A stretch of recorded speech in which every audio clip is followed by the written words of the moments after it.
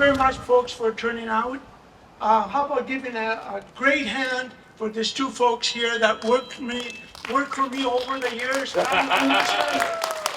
We got all this experience working at Tiffany's nightclub back in the days when Penticton was really hopping and starting to do the same thing all over again.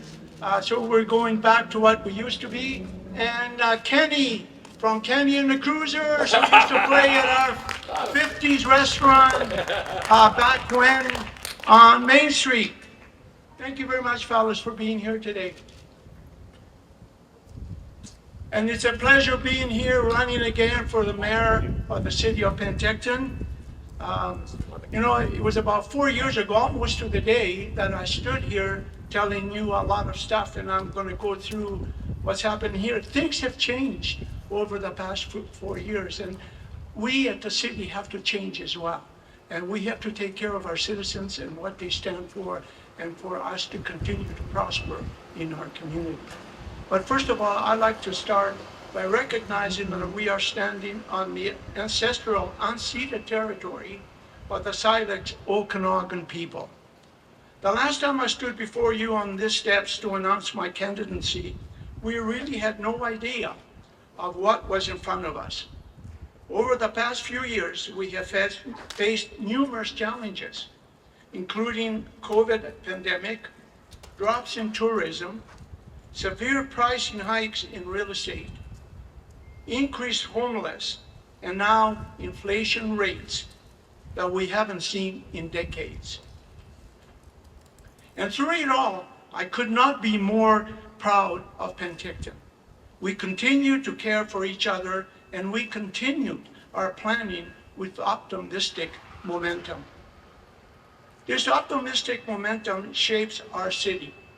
Over the past 4 years, I've had the privilege of working with City Council members in harmony and respect. Over the past 4 years, we've had unity in the community. We have solid plans for the North Gate along Westminster and Eckerd Avenue. We now have a solid partnership for Skaha Park Marina. We have addressed daycare, and I'll go a little bit more on the daycare. We've donated for $1 the property on Edmonton Avenue for 110 spaces for daycare for children, so that their parents have a place for their kids, as well as for them to go to work without fear of their kids not being safe. And this morning, I had a meeting along with our CAO, with the CEO of the YMCA, discussing plans that they have to expand childcare in Penticton. They now have daycare at the Queen's Park School, and they're attending and negotiating with the school boards to create more spaces in schools for those young kids, so their parents can go to work.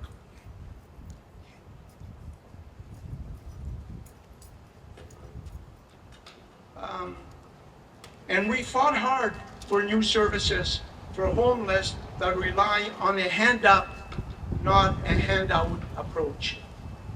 We have created stability with an infrastructure master plan, supported by competitive development cost charges. We have an asset and amenity management plan in progress. And our Welcome Home package keeps us in touch with new residents choosing Penticton as their home. So, where do we go from here?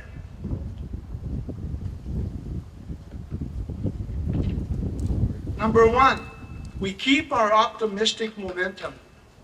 We continue to work the plan and plan the work. We continue to reach out to the community for their expertise and comments, because truthfully, the community knows best. And we leverage our momentum by taking a leadership role for driving partnerships between our municipality, the provincial and federal governments. We'll present our plans for a safe, secure, and healthy community to as many provincial cabinet ministers as possible. Our plans include engaging interior health to help us pair mental health professionals with police officers responding to mental health issues.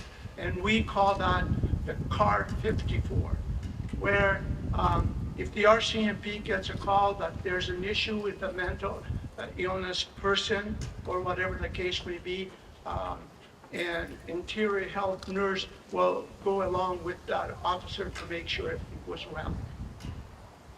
4 years ago, when you voted me as your mayor, community safety was my top priority. We completed on hiring additional RCMP and bylaw officers, and we built new safety partnerships. But there is much more to do, and I promise this momentum of community safety as my priority will continue. Number 2, we focus on our housing development. Growth is positive, but also needs to be well managed. We need appropriate options for the workforce and the new families making their way to our community. And we plan for all our neighbors. We fight poverty, not the poor. Fortunately, we have the tool of zoning bylaws. Through zoning, we can reduce the required land footprint for housing. Here in the valley, the cost of land is a major contributor to the high cost of homes. We have the power to influence housing costs with new zoning laws that will encourage more affordable options. We can leverage zoning to assist our environment goals, ensuring fossil fuels are no longer used for heating. We have housing gaps in accommodations for those suffering from trauma, addictions, and mental health issues. We push for the province to be on our side for the right type of facilities, the right locations, and the right resources. Number 3, we leverage our assets, new and existing. We are in early stages planning for a new public safety and protective services building that will combine Fire Hall Number 1, RCMP, community policing, bylaw, emergency operations, and support. The scope of this project could also include affordable housing options, key assets that will contribute to a safe, more comfortable community. We also want to review city-owned land parcels and leverage those assets in the most beneficial way for today and long into the future. For example, I'd like to see the city-owned acreages on Munson's Mountain used to attract a new state-of-the-art research and educational facility for our agriculture industry. This is an example of how the city can drive positive economic development, leveraging our agriculture-based tourism and expertise. Like you, I have an invested interest in Penticton, and for the last 4 years, I've been advocating for our town. This has always been my priority, and I am willing and ready to once again devote full time and an open door policy to the role of mayor. For those of you who follow council meetings, you know that I bring practical solutions to the table, knowing that practical solutions can also offer progressive solutions. I'm not an automatic vote. I look for the smart way for solutions. First of all, I'd like to recognize my wife. Barbara is here. Coming up here, Barb. Yeah. My son, Fred. Barb. My son, Fred. My daughter-in-law, Tanya. My grandson Johnny, who will be the mayor of Penticton in 2041, and my granddaughter, the future Queen Belvedere, for the Beach Festival. 4 years ago, they stood right there on that corner, along with my mother, who couldn't have been more proud to see her son run for mayor. She never thought that she would have ever seen any of her children become the mayor of this beautiful city of Penticton, a place to live forever. Please come out and vote on October the 15th. Whether you vote for me or not, it doesn't matter. Please come out and vote. Yes, it does matter. What are you talking about, John? It does matter, but just as long as you come out and vote, it'll be greatly appreciated. And I thank you. And you know, most folks who advisors for politicians usually say, don't take any questions after you make a speech because it might backfire on you. But you know what? It doesn't matter. I'll entertain questions from anyone that has any questions to ask. Wait. Go ahead.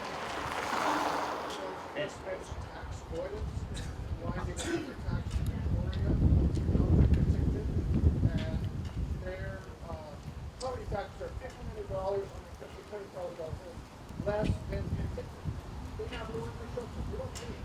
It's hard. And they take advantage of these things. Take a look into this and see whether you can manage them, have them pay Penticton taxes and support our infrastructure.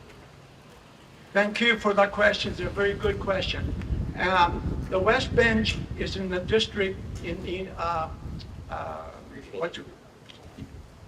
what was that? Yeah, in the original district. It's not in the city of Penticton.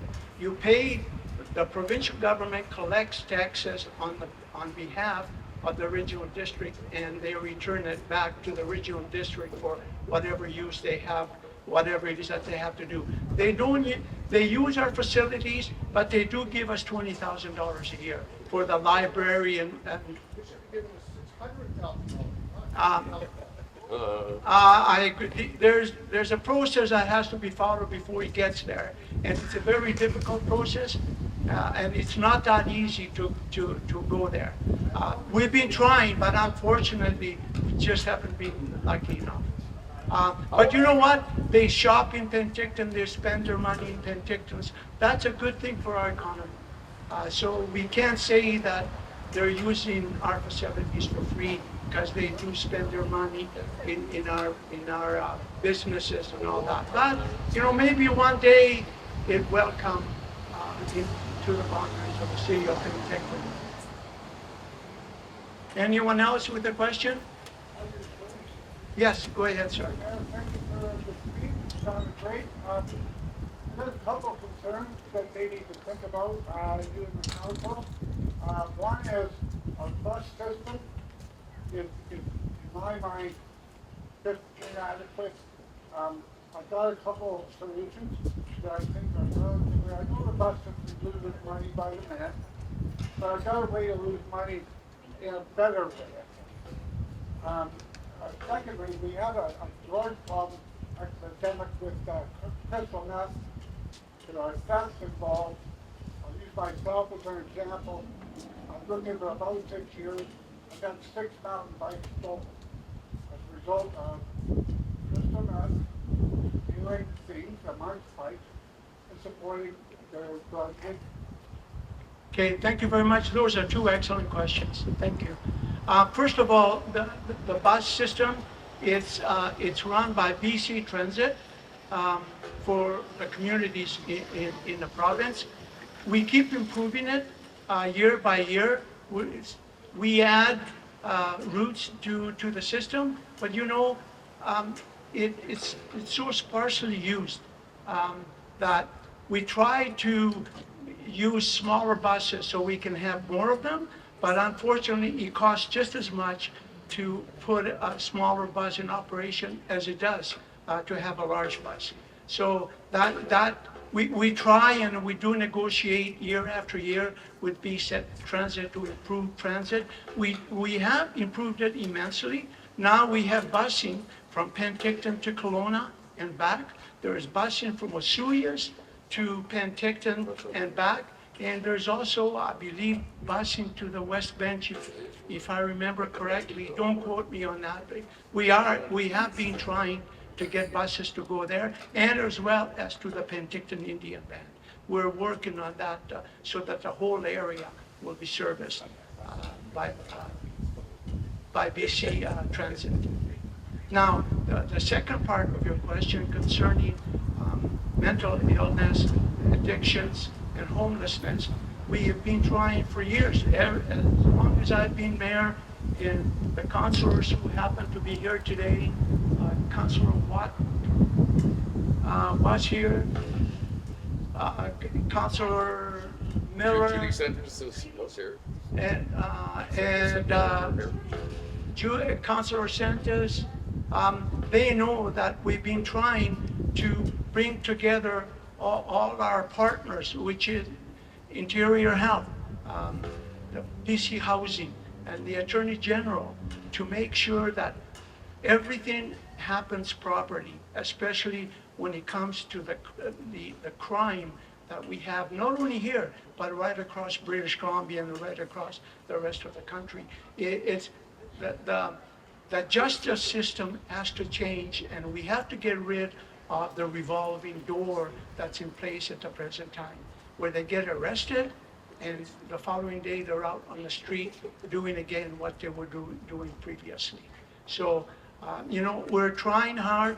We're trying to get all the other partners of ours together with us to come up with solutions, but it'll take time. It doesn't happen over time, as you probably know that already. Okay? Any further comments? Yes? You mentioned the importance of building more affordable housing, but also during your time in council, haven't you shot down some proposals that would add large amounts of housing, like the original Green Avenue development for the former Campy estate? What's there now is going to be half of the size as the one that was originally put forward. Okay. I understand what you're saying, and thank you very much for the question. That was great. We turned it down originally because it was too large for the area.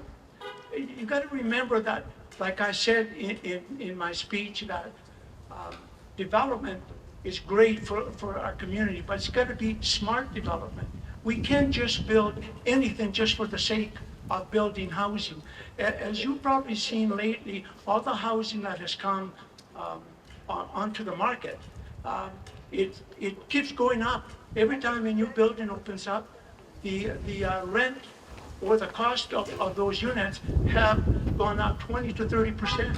They're not going down any further. And it's the land, and how many doors do you put on a piece of land in order to make it affordable? Well, there's really no such thing as affordable housing, but we can create fair pricing for homes and rental units. And that can only be happening if the cost of the land to put that housing on comes down considerably. If that doesn't happen, it will be very, very difficult for affordable housing or more reasonable housing to come to Penticton or any other community. Okay? Anyone else? I have one. Yes, go ahead. With Mr. Eby, who was the AG as well, BC, the housing minister, in your recent sparring with him, go John, go, with the issue we have over here in the Victory Church issue, if he should become our next premier, do you think you two will be able to get along and get something actually accomplished? Yeah, absolutely. I mean, I wasn't fighting with the Attorney General or the Minister of Housing, who happens to be the same person, Mr. Eby. I was advocating for the city of Penticton and what's in the best interest for our city and its taxpayers. It's also threatening to sue you and take to the courts. Yeah, we did sue him because he wouldn't listen to our advocacy. Okay? He wouldn't listen. We took him to court and we won. They moved. And as a matter of fact, this morning, I had 2 emails one email and one phone call concerning the Victory Church, where when it moved there, and it was supposed to have been temporary, he moved there, and then the crime and everything just skyrocketed.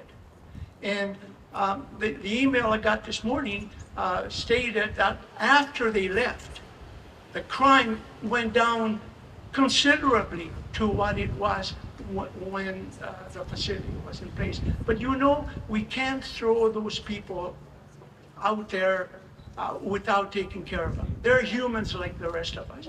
They're just down on their luck. When they do BC housing, it's a matter of location, like where they put it, like on Yeah. Winnipeg Street where they put that building up there. Yeah. All the houses around there, the church was totally lost their use of the building from their parishioners, et cetera, et cetera. Yeah. So housing value has gone down, everything's gone down, so maybe when they look at putting up these new housing, which is very well needed, it's all about location. Don't go in the middle of a neighborhood that's businesses, all of this, all the businesses around where these buildings are currently set up. Yeah. That's basically what I'm getting at. Is they just need to think a little more, talk to the neighbors about what's going on, and don't give us a lot of BS, because I did attend one meeting, and it was really a waste of time for me even being at that meeting here, because they already made up their minds. Thank you. You know me well enough that I don't BS anybody. You know, I'm straight as an arrow. Talking about the BC housing. Yeah, I know. I say it the way it is and how it should be said. Yeah. But that's why in my speech I said we have to make the decision where it's going to go and how it's going to be operated. As you know, they promised the previous council many promises about the new places that they put, the one on Main Street, the one on Winnipeg Street, that they were going to have wraparound services for those folks living in there. Well, that never materialized. As we all know, they went back on their word, and we are trying very hard to trying to keep them to what they promised back then, to keep it now. And I'm just hoping that in a very near future that will happen, where things will improve in those locations. Okay? Any further questions? Anyone? I'm sorry? I'm sorry, I did. Can you come a little closer? No, come a little closer. There's not enough rehab facilities. Well, you know, the new one that they're building on Squaw Lake Road, the new facility that PC Housing is building there, that's supposed to be more or less a recovery center. Not similar to what they have in place at the present time. At least that's what they promised us. And we're going to hold them to that promise. If I'm elected, I'm going to hold their feet to the fire to make sure that what they promised is going to go forward. Yeah. And we had no choice but to approve it because it was already zoned previously. We didn't rezone it, it was already zoned previously. Okay? Any further questions? How about the media? Okay. If you folks want to grab, I've got some sheets there if you want to help out for my campaign, or if you want a sign on your property, if you can fill one of those sheets in, it'll be greatly appreciated. And if you want to make sure that I don't get disqualified running for mayor, sign the paper over there that you're willing for me to run for mayor. Okay? Anyone else? No? Thank you very much for turning out, and I greatly appreciate it. Thank you. Mayor John Vassilaki.